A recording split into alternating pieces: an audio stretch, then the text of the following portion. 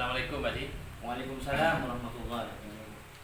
Eh, saya mendapatkan amanah untuk mewawancarai beberapa kepala sekolah, termasuk penjenengan tadi, terkait pengambilan keputusan terhadap suatu kasus yang dialami penjenengan selama kepemimpinan di SDN Jaya Tengah. Bisa dimulai Pak Ji. Ya, mudah-mudahan saya bisa menjawabnya Pak Pendi ya. Insya Allah sudah senior dan berpengalaman juga. Ya, bukan masalah sinar atau tidak. Yang pertama terkait selama ini menjabat sebagai kepala sekolah, Pak Ji, bagaimana caranya mengidentifikasi kasus-kasus yang merupakan di mana itu dilema etika ataupun rujukan moral? Terima kasih Pak Pendi ya, terkait dengan kasus dilema etika dan rujukan moral. Kita harus menentukan dulu ya, atau membedakan mana yang termasuk kasus dilema etika dan mana yang termasuk kasus rujukan moral. Jadi harus ada klarifikasi. Harus diperjelas gitu. Ya, lebih jelas.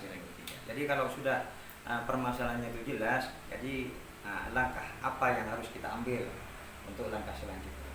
Oh, siap. Terus berikutnya bagaimana panjenengan untuk membedakan Pak Ji, misalnya dalam satu kasus itu sama-sama mengandung unsur nilai-nilai kebajikan seperti dilema etika misalnya. Ya, terima kasih. Ya memang agak susah ya untuk menangani kasus yang seperti itu.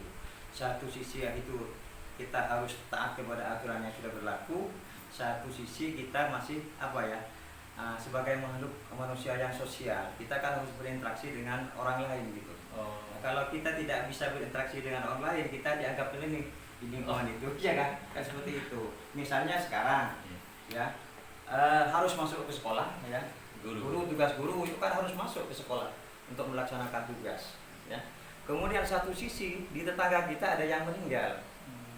Bagaimana menyikapi terhadap permasalahan itu? Ya kita ambil ya suatu kebijakan Pak Bendi, ya kan? Kita tidak mengabaikan aturan. Guru yang memiliki kasus seperti itu harus masuk, ya harus masuk dulu. Kemudian diberi kebijakan bagaimana hubungan sosial guru tersebut ya bisa terrealisasi dengan baik. Ya saya izinkan ya sampai ajaran itu selesai, kemudian setelah selesai kita masuk kembali ke sekolah untuk melaksanakan tugas sebagaimana mestinya. Itu. Jadi ada aturan juga ada kebijakan kan seperti itu. Ya. Luar biasa ya. Jadi sudah berpengalaman dalam menyikapi kasus-kasus seperti tersebut. Jadi ada kebijakan khusus. Ya, ada kebijakan khusus. Ya. Karena kita itu tidak bisa dipisahkan dengan kehidupan bermasyarakat ya kan. Makhluk sosial. Iya, makhluk sosial. Terus langkah-langkah penjenengan yang diambil untuk menyikapi suatu kasus bagaimana Pak Ji? Langkah-langkahnya. Langkah-langkah. Nah, jadi setiap kasus itu untuk menyelesaikan permasalahan mesti ada langkah-langkah yang harus kita lewati, ya kan? Yang harus kita ambil. Yang pertama, langkah yang harus kita ambil yaitu berdoa dulu ya. Berdoa dulu kepada Allah Subhanahu wa taala, kita minta petunjuk. Ya, jadi untuk berdoa kepada Allah ini tidak bisa tidak bisa diletakkan di poin yang di tengah atau di belakang. Kalau saya selalu untuk diletakkan di poin yang pertama. Karena apa? Dengan kita berdoa kepada Allah mungkin ada petunjuk ya yang harus kita jalankan untuk mengatasi permasalahan itu. Jadi yang pertama itu harus berdoa kepada Allah. Yang kedua harus berjiwa besar, punya keyakinan. Nah, setiap permasalahan itu mesti ya ada solusi, ya ada pemecahan masalahnya. Kemudian yang ketiga mengidentifikasi masalah. Tentunya kita harus mewawancarai yang bersangkutan. Kemudian yang kedua mencari sumber-sumber atau informasi dari orang-orang terdekat. Semakin banyak sumber ya, semakin banyak informasi, maka untuk mengambil suatu keputusan itu maka bertambah bagus. Takut nanti keputusan yang kita ambil itu ya ada pihak-pihak yang dirugikan. Oh, Ya, menyinggung perasaan dan lain sebagainya, kan seperti itu. Itu yang harus kita jaga. Beberapa keempat ya. Yang keempat yaitu tidak membesar-besarkan masalah. oh, Jadi tidak membesar-besarkan masalah. Masalahnya kecil tidak perlu diperpanjang, tidak perlu diperlebar. Hmm. Kalau misalnya masalah itu bisa diselesaikan secara kekeluargaan, ya kita harus selesaikan secara kekeluargaan. Toh kalau misalnya tidak bisa, harus melibatkan orang lain, ya kita harus melibatkan orang lain. Oh. Ya. Begitu. Jadi kalau misalnya nanti membutuhkan apa atasan, ya kerja pengawas, ya tergantung dari tingkatan masalahnya. Masalah itu kan ada 3, ada yang tingkat, yang ringan, sedang dan berat.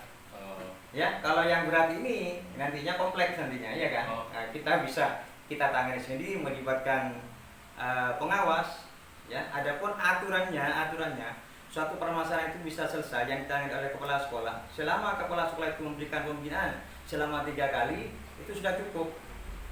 Ya, itu kita ke ataskan. Nah, sekarang yang akan memberi pembinaan itu adalah pengawas. Masih belum selesai, ya, masih belum selesai, di ataskan lagi. Seperti itu. Ya. terima kasih Mas. Iya. Yang dianggap paling efektif selama ini ya paling begitu seperti apa Mas dalam menghadapi kasus? Dalam mengenangi kasusnya yang paling efektif yaitu mencari informasi. Ya, kita kan harus bersikap bijak ya dalam menentukan suatu permasalahan itu. Dalam memutuskan suatu masalah itu kan kita harus bersikap bijak. Ya, yaitu cari informasi yang benar, ya, cari informasi yang benar untuk mendukung apa? Akan memutuskan suatu permasalahan. Nah, seperti itu. Oh, siap. Ya. Siap. Ya. Terus ada tidak tantangan tersendiri dalam mengambil keputusan itu? Ya mesti ada. Ya, tantangannya itu banyak ya. Tantangannya banyak. Tapi semakin banyak tantangan kita semakin dewasa untuk menentukan suatu permasalahan itu. Oh, siap. Iya kan? Iya sih. Terus kira-kira dalam Pak Cim punya kasus misalnya entah Iya. itu guru antar guru ataupun dengan murid, ada tidak tatkala atau dibikin jadwal tahapan tertentu misalnya Pak Cim? Oh iya, setiap permasalahan itu kan harus ditangani secara tuntas Pak. Iya, Oh iya. harus Iya. secara tuntas. Ya mesti ada tahapan-tahapan. Kalau misalnya kita memutuskan suatu masalah tanpa melalui tahapan-tahapan yang benar, pengambilan suatu keputusan bisa acak-acakan, ya kan? Atau tidak benar atau bisa merugikan orang lain. Oh, Kan iya. seperti itu. Jadi itu harus ada tahapan-tahapan yang harus kita lewati dan harus kita laksanakan itu sehingga suatu pengambilan keputusan itu tepat, benar, ya, tepat, benar dan tidak ada yang tersakiti. Ya. Tidak yang dirugikan juga Pak Cim? Iya, tidak ada yang dirugikan. Oh. Terutama masalah perasaan. Oh. Manusia itu kan yang paling yang paling vital itu adalah perasaan, kan gitu Pak Willy, iya kan? Nah, iya. Betul Pak. Iya. Terus dalam menentukan sebuah keputusan selama ini Pak Ci selaku kepala sekolah senior itu sudah banyak pengalaman, ada tidak seseorang atau faktor lain yang mendukung terhadap keputusan Pak Ci? Ada? Terima kasih. Dalam mengambil suatu keputusan itu kan kita harus melihat tingkat seperti apa yang saya katakan tadi ya kan, tingkat kasusnya. Kalau misalnya kasusnya itu kecil, bisa diselesaikan secara kekeluargaan. Saya tidak harus melibatkan orang lain. Tapi kalau misalnya permasalahannya lebih kompleks, saya juga harus melibatkan orang lain, ya kan? Nah, terutama kepada guru-guru kami yang senior, ya kan, yang banyak memberikan masukan bagaimana baiknya, bagaimana langkah yang terbaik untuk menentukan suatu keputusan itu. Siap. Ya, bisa yang juga yang diajak sebagai partner kita, guru senior, kemudian pengawas. Ya. Terakhir Pak Ci, Ya. dari apa yang telah disampaikan oleh Pak Ci dari tadi sampai barusan, kira-kira pengalaman apa yang dapat, pembelajaran apa yang dapat dipetik dari penyampaian tadi?